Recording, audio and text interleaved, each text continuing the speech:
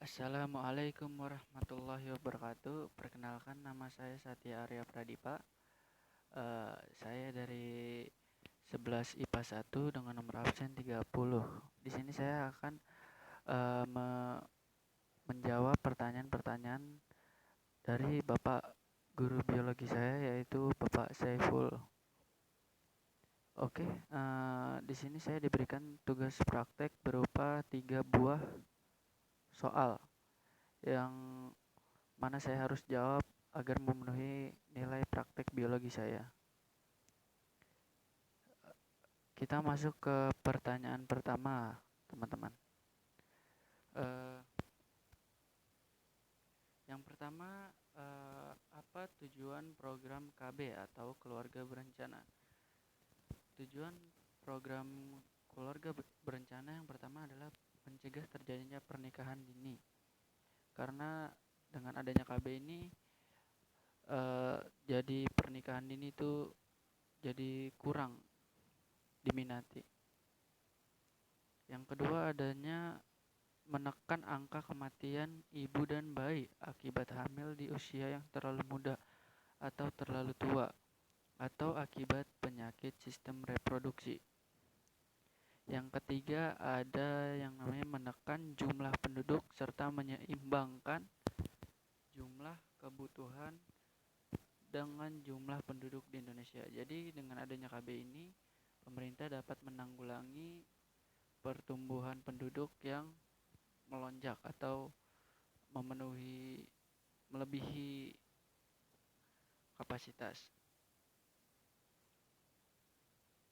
Oke, pertanyaan kedua adalah jelaskan tentang cara atau metode KB atau keluarga berencana.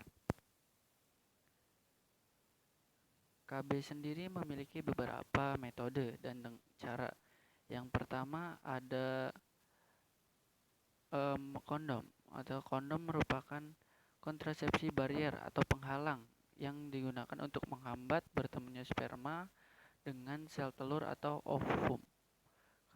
Kondom konvensional umumnya terbuat dari bahan elastis yang digunakan pada penis pria atau dapat berupa kondom wanita.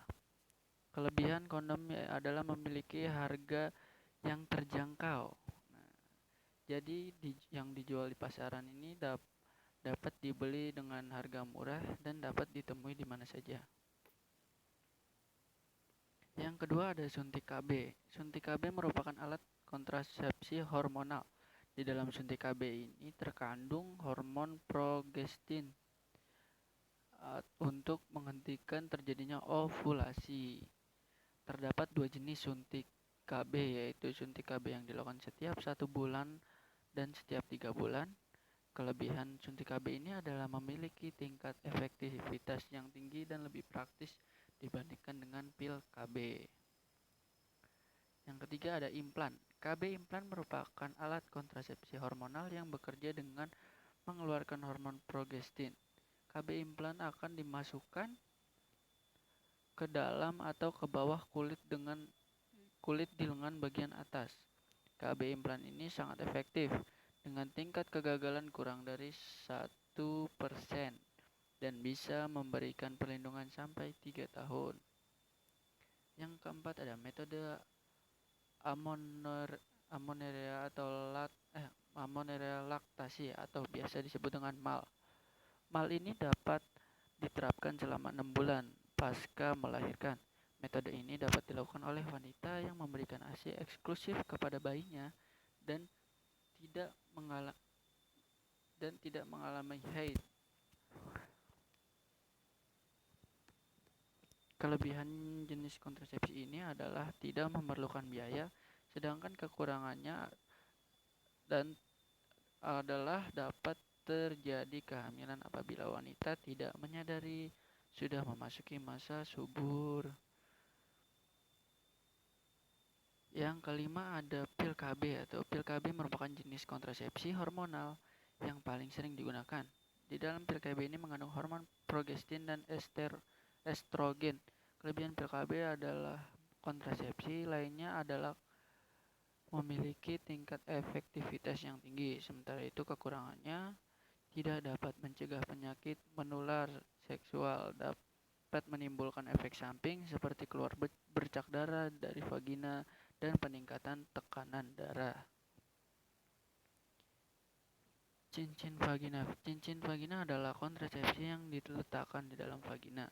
Cincin ini bekerja dengan cara melepaskan hormon tertentu yang akan menghalangi sperma masuk ke dalam rahim. Kelebihannya adalah membuat siklus menstruasi menjadi lebih lancar dan hanya perlu diganti sebulan sekali. Sementara itu, ini memiliki kekurangan yang tidak bisa memberikan perlindungan terhadap penyakit menular dan harganya relatif mahal.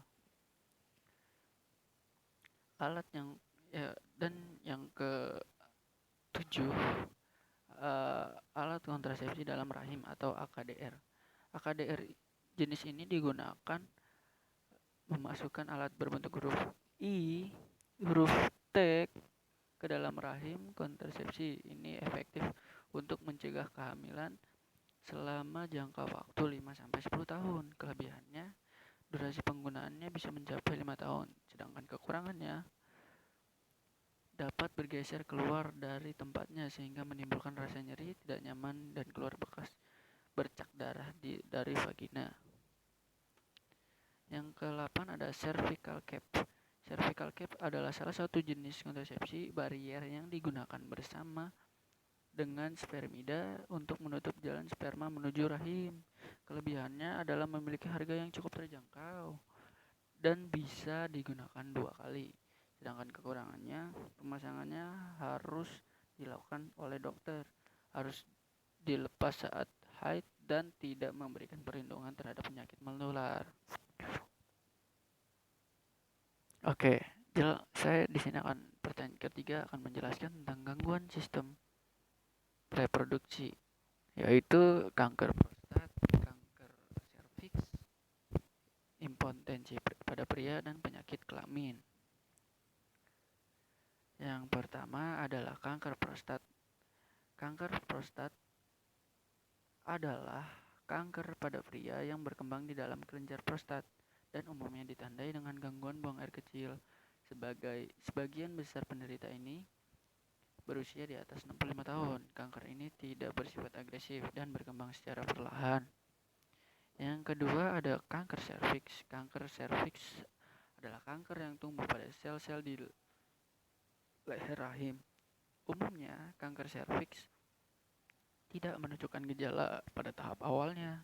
Gejala baru muncul saat kanker ini sudah mulai menyebar. Dalam banyak kasus, kanker ini terkait dengan infeksi menular seksual. Impotensi pada pria. Disfungsi ereksi atau impotensi adalah kondisi ketika penis tidak mampu ereksi atau mempertahankan ereksi, walaupun terkadang rangsangan seksual. Impotensi merupakan masalah seksual yang rentan terjadi pada pria berusia 40 tahun ke atas. Selanjutnya ada penyakit kelamin. Di sini saya menyajikan beberapa penyakit. Yang pertama ada herpes genital. Herpes disebabkan oleh virus herpes simplex atau HSV yang memasuki tubuh melalui luka kecil di kulit atau di selaput lendir. Orang yang terinfeksi virus ini tidak dapat menyadari dirinya terinfeksi, umumnya tidak menimbulkan tanda-tanda. Meski begitu, ada beberapa tanda gejala umum yang bisa dideteksi. Yang pertama, terdapat benjolan merah kecil, kulit melepuh, dan luka terbuka pada genital, anal, serta sekitarnya. Sakit atau gatal sekitar area genital bokong atau paha bagian dalam. Munculnya benjolan atau bisul yang biasanya disertai dengan rasa sakit saat buang air kecil. Yang kedua ada hepatitis. Hepatitis A, B, dan C merupakan virus yang menyerang hati dan dapat ditularkan melalui cairan tubuh ketika berhubungan seks. Berikut ini beberapa gejala yang dapat muncul. Yang pertama lemah, yang kedua mual dan muntah, yang ketiga nyeri pada bagian perut, yang keempat kehilangan nafsu makan, yang kelima demam, keenam urin berwarna gelap, yang ketujuh nyeri pada otot atau sendi, yang kedelapan gatal, yang kesembilan kulit berwarna kuning. Oke, selanjutnya ada HIV atau Human Immunodeficiency Virus. Merupakan salah satu virus yang penyebarannya melalui cairan tubuh. Virus ini mematikan, sebab virus ini menyerang sistem kekebalan tubuh. Ketika sudah berkembang akan semakin parah. Virus ini berkembang menjadi AIDS. Pertama kali terinfeksi mungkin tidak akan ada gejalanya, tetapi ketika sudah bertahun-tahun kita akan menyadari bahwa ini adalah gejala AIDS. Namun, ada Anda bisa memperhatikan gejala yang muncul setelah 2 sampai 6 minggu pada awal Anda terinfeksi.